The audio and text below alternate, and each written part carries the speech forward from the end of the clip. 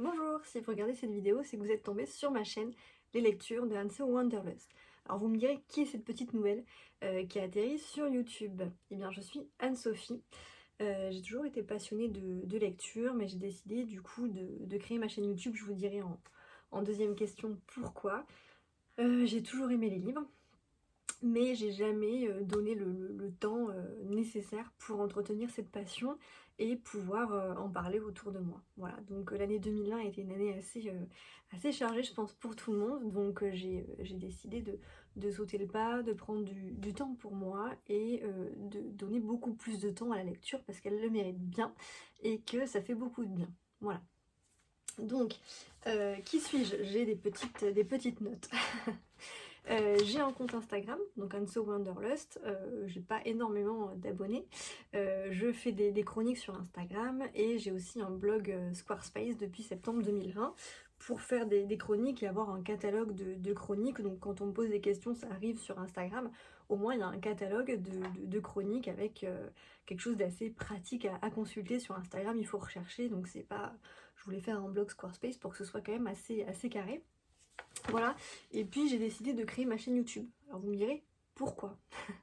J'ai beaucoup réfléchi, parce que je travaille dans le domaine juridique, donc c'est vrai que j'ai pas énormément de temps. J'ai beaucoup hésité aussi à me montrer sur YouTube par souci de confidentialité. C'est vrai que je suis beaucoup de booktubeuses, d'instagrammeuses qui ne montrent pas leur visage sur YouTube et sur Instagram. Bon, j'ai beaucoup hésité du coup depuis le début de l'année, c'est quelque chose qui était en projet.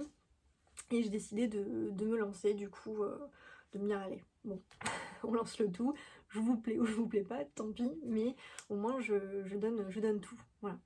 Et pourquoi une chaîne YouTube?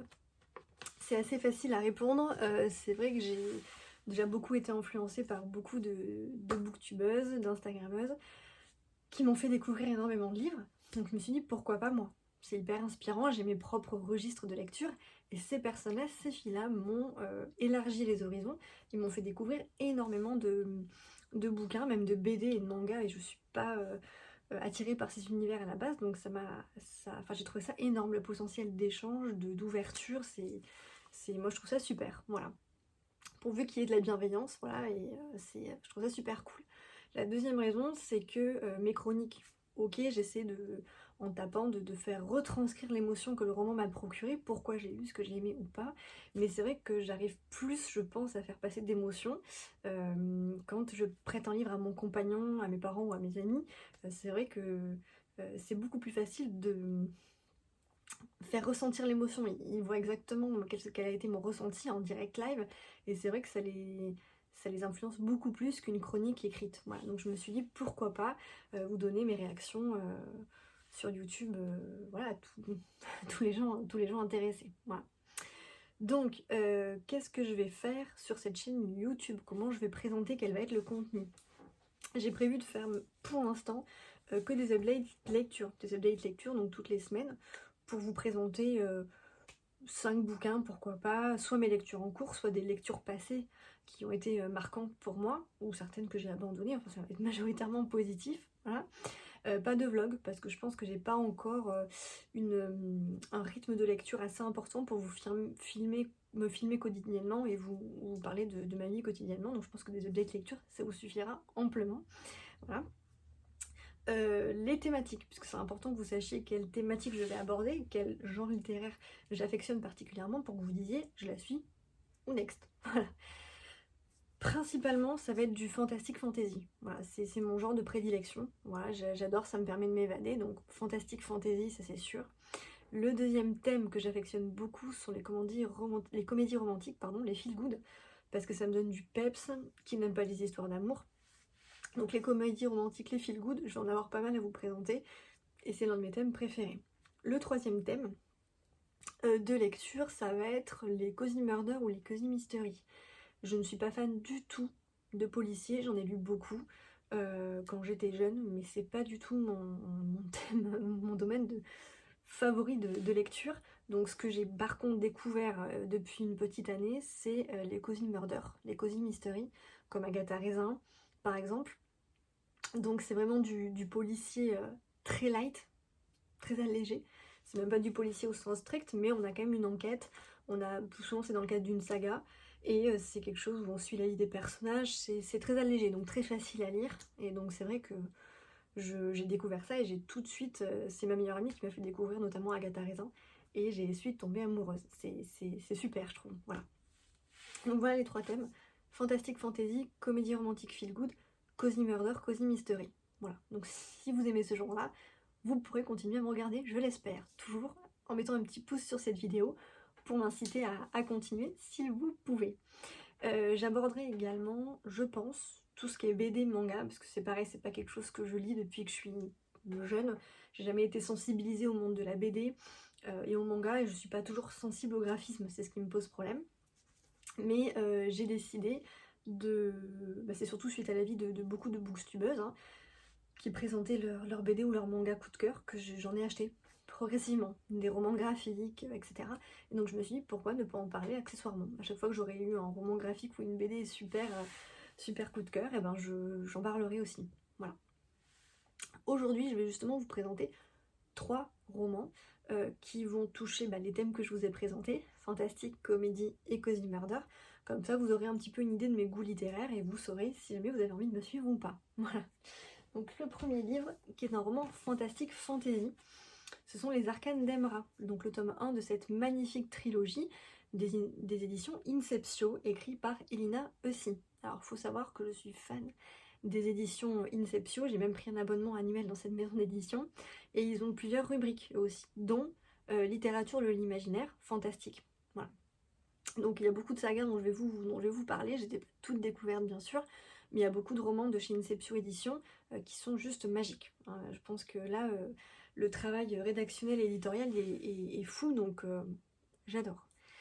De quoi ça parle? La couverture déjà est super jolie. Donc il y a les chroniques des 2 premiers tomes sur mon blog, et sur Instagram la chronique du premier je crois. Donc là j'attaque le tome 3. Donc on suit Aline qui du coup a subi la perte d'un proche, la perte de son frère, qui est infirmière et qui un soir va pas se faire kidnapper mais va se faire embarquer par une bande d'individus qui vont l'amener au sein d'une organisation secrète. Qu'est-ce qui se passe dans cette organisation? Eh bien Aline va apprendre qu'elle a le même don que son frère défunt. Elle est une singulière. Qu'est-ce qu'une singulière? C'est une personne qui a un don, le don de retrouver une âme perdue, une âme qui s'est égarée, et de la ramener vers les arcanes d'Emra, les ramener vers la lumière. Donc on suit Aline au sein de cette organisation, il y a toute une ambiance de camaraderie, donc on a un groupe de jeunes qui sont des singuliers, qui s'entraînent, donc on a un petit aspect divergence qui est assez sympa. Elle va s'entraîner notamment avec l'ancien coéquipier de son frère, Lucas, qui est très antipathique, on comprendra au fil de l'histoire pourquoi. Donc elle va s'entraîner avec lui. On a tout cet aspect entraînement, groupe, qui est très sympa, voilà. L'émission aussi, on va comprendre comment ils retrouvent une âme perdue en étudiant au sein de livres qui résument la vie de ces âmes perdues. Ils vont choisir des souvenirs, intégrer les souvenirs de l'âme perdue et pouvoir la retrouver et la ramener vers la lumière. Bien sûr, les singuliers s'opposent à des anges noirs qui pervertissent les souvenirs d'une âme perdue et qui la torturent et l'empêchent du coup de la ramener vers la lumière. Alors, on n'a pas, pour tous ceux qui aiment les âmes perdues, tout ce qui est enfer, paradis, et cette ambiance un petit peu de... comment dire, un petit peu divergente si on veut, foncez, franchement. Après, il n'y a pas une opposition paradis-enfer, c'est pas la vision manichéenne qu'on peut en avoir, c'est pour ça que c'est très très plaisant. On comprend que tout n'est pas tout blanc ou tout noir. Voilà, les anges noirs par exemple, ils ont au départ été des singuliers, étaient des anges, étaient des personnes normales qui ont basculé, hein, du côté obscur si je puis dire, mais qui ont basculé, mais qui au départ étaient des personnes tout à fait normales. Donc on voit qu'il y a un petit stade intermédiaire, même au niveau des âmes perdues, hein, on va comprendre que toutes les âmes perdues n'étaient pas des bonnes âmes, donc on peut légitimement se poser la question, est-ce que je peux la sauver, la ramener vers la lumière, est-ce qu'elle le mérite? Voilà. Donc il y a pas mal de questionnements sous-jacents, c'est assez intéressant, mais c'est hyper entraînant. Voilà, c'est hyper rythmé, on s'ennuie pas une seule seconde, donc c'est super, moi ça m'a vraiment beaucoup plu. Voilà. Donc on va en apprendre de plus en plus sur Lucas, sur les camarades d'Aline, sur ses origines, sur les origines de l'organisation. Et donc voilà. Donc moi je dis tentez avec ce premier tome, il vous convaincra de lire effectivement la suite. Voilà. Donc ça c'est du pur fantastique. Pas du fantasy mais du fantastique. voilà, et hyper bien écrit. Le deuxième tome que je voulais vous présenter en comédie, il est là. C'est une comédie romantique, c'est pas un feel-good, mais c'est une comédie romantique que j'avais achetée en poche. Donc un jour en décembre de Josie Silver, aux éditions Charleston. Donc je l'avais acheté en poche, il est par là je crois. Et je l'ai tellement aimé que je me suis dit il me faut la version brochée des éditions Charleston. Donc je commence, c'est pareil, les éditions Charleston, j'ai découvert depuis une petite année. Et je me suis dit que j'allais acheter les romans qui me plaisaient le plus. Du coup dans cette maison d'édition. D'ailleurs je crois que Josie Silver a sorti un nouveau roman que je vous présenterai, je vais aller m'empresser d'aller l'acheter.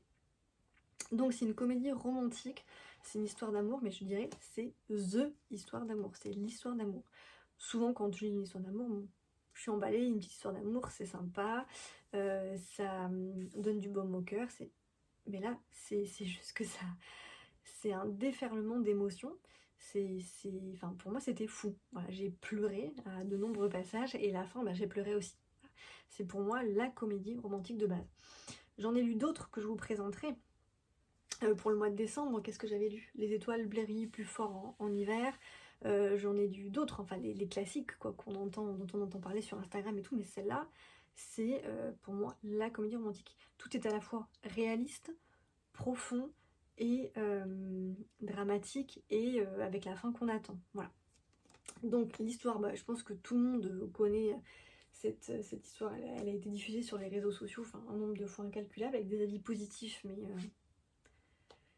à fond.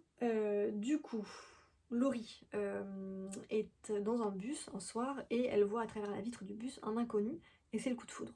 Bon, voilà.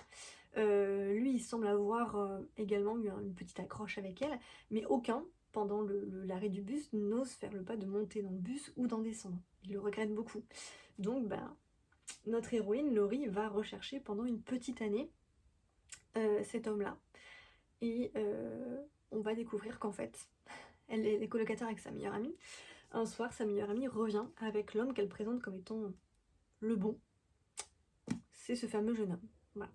Donc, on va suivre l'épopée de Laurie, de sa meilleure amie, de ce jeune homme-là, leur destin croisé, voilà, les déceptions, les joies, les grands événements de leur vie.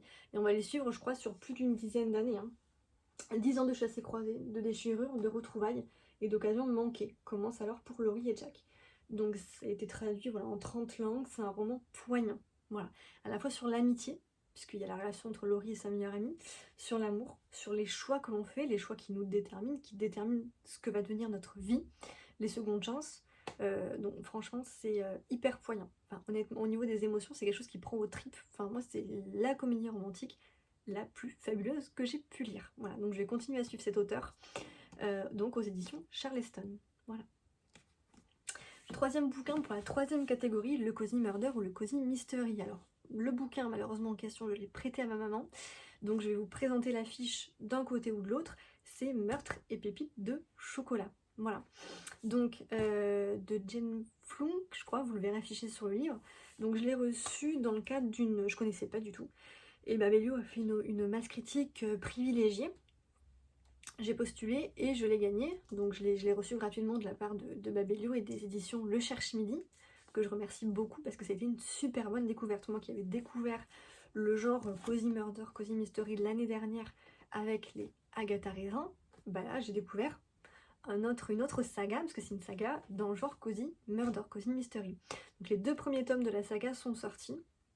Les 2 autres tomes sortent à l'automne, je crois septembre, octobre. De quoi ça parle? Donc notre héroïne, elle tient une pâtisserie dans un petit village. Donc c'est super bien. Et vous allez voir la particularité de ce Cozy Murder, c'est que comme elle est pâtissière, elle fait beaucoup de recettes de cookies. Elle tient le cookie jar. Et donc sont insérées dans les livres de la saga de véritables recettes. Alors que ce soit de cookies, mais aussi d'autres pâtisseries, je crois. Il me semble de mémoire, donc vous pouvez le tester chez vous et j'ai trouvé ça mais vraiment fascinant. Donc c'est un moment douillet, on peut le lire à la plage de manière tranquille, posée, ou alors sous un plaid devant une cheminée, enfin c'est juste magique. Et puis la particularité c'est ces petites recettes, voilà.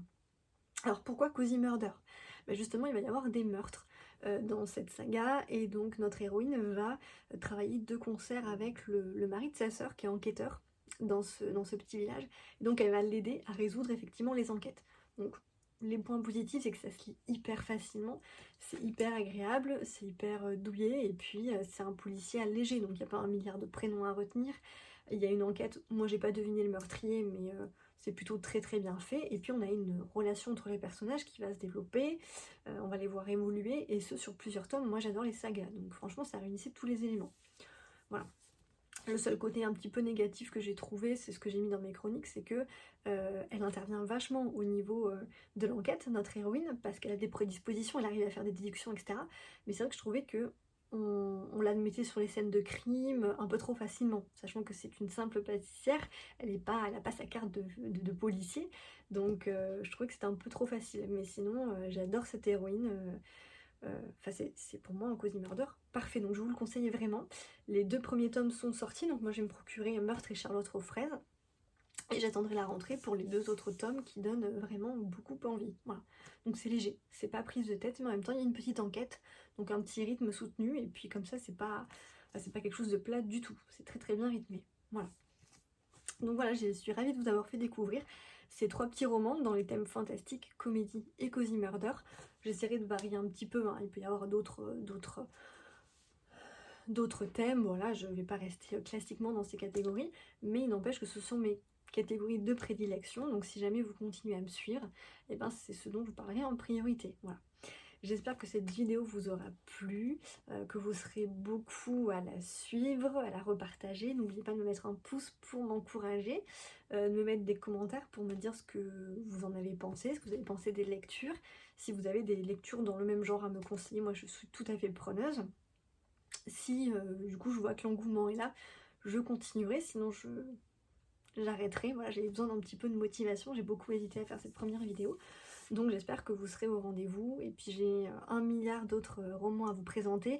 Je parlerai aussi de tout ce qui est tout ce que je peux avoir mis dans ma wishlist. Voilà, parce que je tiens une wishlist assez importante sur un carnet. Vous dire les achats que je prévois de faire dans les prochaines semaines, les sorties. Pourquoi pas faire des comparaisons aussi avec des séries. On le voit notamment avec la saga Grisha qui a été adaptée sur Netflix. On va vous parler aussi des séries que je regarde et qui sont en lien avec des livres. Voilà. Donc voilà. Je vous parlerai aussi de l'aménagement de mes bibliothèques qui ici bon, sont effectivement assez limitées, j'en suis désolée.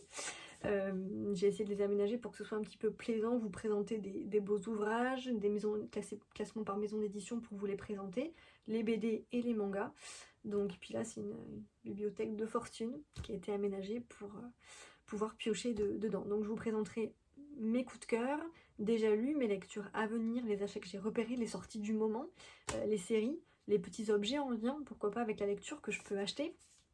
Donc voilà, j'espère que vous serez tous au rendez-vous. N'oubliez pas de mettre un pouce pour m'encourager si vous le pouvez. Et puis allez jeter un petit œil sur mon compte Instagram et mon blog Squarespace. Voilà, je vous dis à bientôt, bonne journée.